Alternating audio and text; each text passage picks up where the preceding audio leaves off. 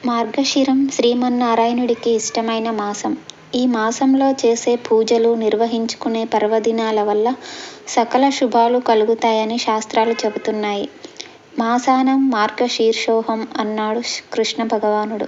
మార్గాల్లో శ్రేష్టమైనది, ఉపయోగకరమైనదని మార్గశీర్షం పేరుకు అర్థం.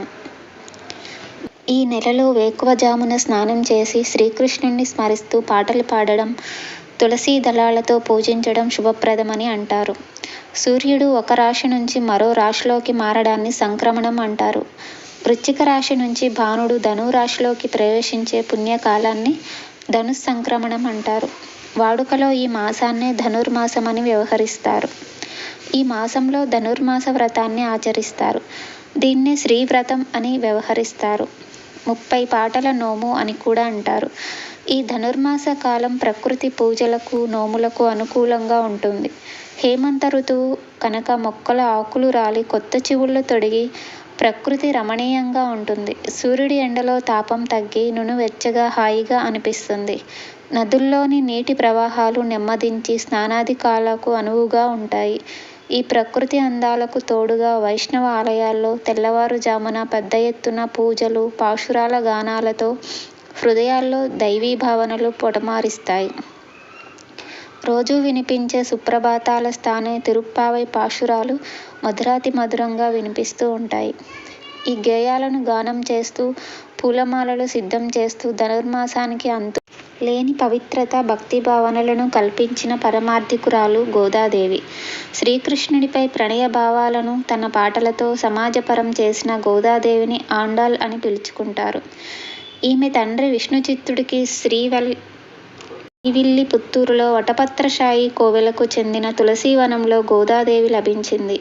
విష్ణుచిత్తుడు విష్ణుభక్తుడు. ఆయనలోని భక్తి తత్పరత సహజంగానే గోదాదేవికి అబ్బింది. గోదాదేవి శ్రీకృష్ణుణ్ణి స్తుతిస్తూ రాసిన గేయాలను తమిళంలో పాశురాలు అంటారు.